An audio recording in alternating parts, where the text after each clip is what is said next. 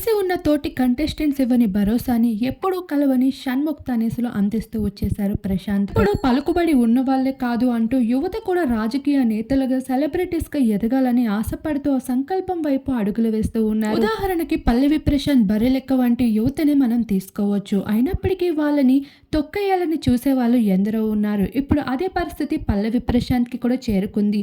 గెలిచి ఆనందపడే ఒక్క క్షణం కూడా లేకుండా అయితే తనకి లాఠీ చార్జీలతో అయితే ఊచలు లెక్కబెట్టేలా కస్టడీలో పడేశారు.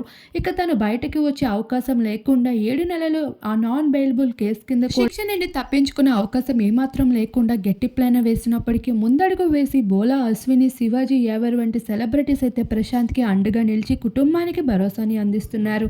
తోటి కంటెస్టెంట్స్ కాకపోయినా ex contestants, Bigg Boss season ex contestants అయితే ప్రశాంత్కి మద్దతు పలుకుతూ తనకి ఎటువంటి సపోర్ట్కైనా సిద్ధంగా ఉంటాము అంటూ తెలియజేసుకుంటూ రావడం ప్రశాంత్ ఫ్యాన్స్కి ఇదొక హ్యాపీ న్యూస్ అని చెప్పుకోవాలి.